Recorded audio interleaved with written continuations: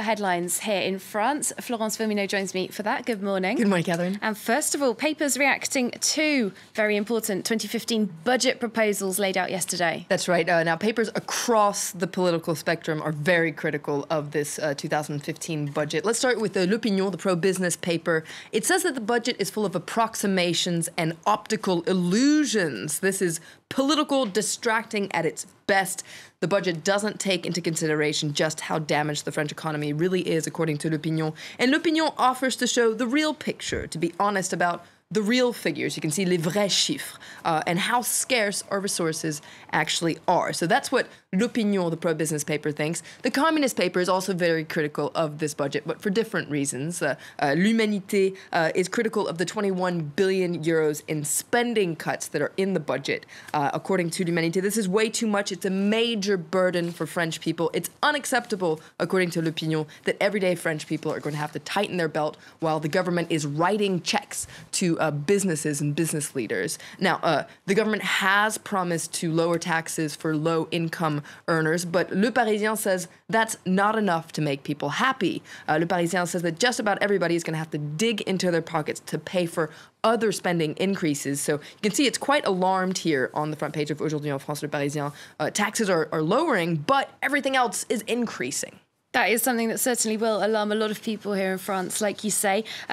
Now, we are looking at the political side of things. We're just about halfway through President Hollande's presidency, aren't we? And the papers are already looking forward to the next election in 2017, specifically who the opposition is going to put forward. Absolutely. That's the key question. Who is going to lead the UMP and also who is going to run for president representing the UMP. Now, that race may be 3 years away, but you can see here on the front page of Le Figaro, the race has already started between the three main candidates who are laying out their political program. So you have two former prime ministers, François Fillon and Alain Juppé, and then, of course, you have the former president, Nicolas Sarkozy. You can see there on the front page of Le Figaro, it's talking about the battle of the programs. It's started. Now, Le Figaro does say that this is actually a very important period for the UMP, because behind the battle of all these rival egos, this is actually an opportunity for reflection. There's healthy competition here. This is an opportunity for debate to see just where the party should be going.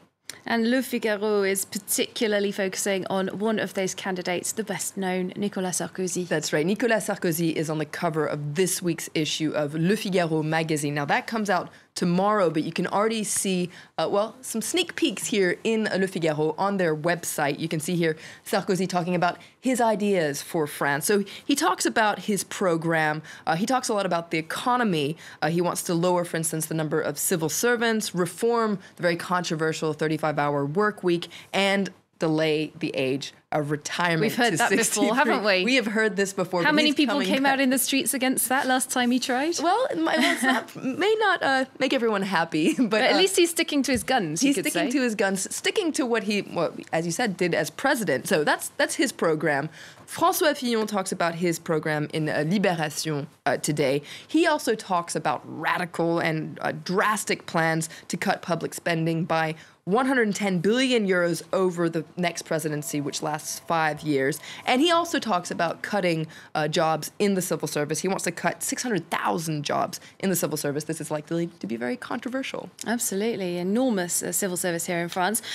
The other big candidate, Alain Juppé, he's already outlined his programme. He stole a march on them 2 weeks ago, didn't he? But now he's back in the papers with a very important endorsement. That's right. That is the former president, Jacques Chirac. He is throwing his weight behind Alain Juppé. You can read about it here in Le Figaro. Now, Chirac reportedly said, Juppé is the best among us on the right. I couldn't be happier for him or for the country. If I had the energy, I would want to be on his team. Now, remember, Jacques Chirac is 81 years old, so that's quite unlikely. Wasn't looking very energetic last time we saw him, was it? Exactly. Now, this makes sense. This endorsement makes sense in a lot of ways because Alain Juppé was Jacques Chirac's prime minister when Jacques Chirac was president. But a lot of political analysts also say that Jacques Chirac owes a lot to Alain Juppé. Alain Juppé actually took the fall for Chirac in many ways over a scandal involving fake jobs at City Hall when Jacques Chirac was the mayor of Paris. What's interesting, though, is that Jacques Chirac's wife, Bernadette, she's also a very important figure here in French politics. She has given her support to Nicolas Sarkozy. So,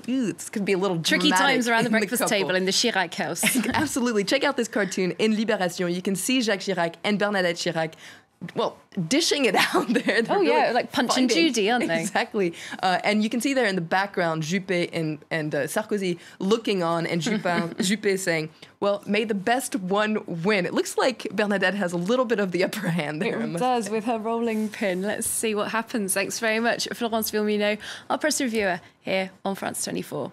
We're going to move on now with a look at what's making headlines online.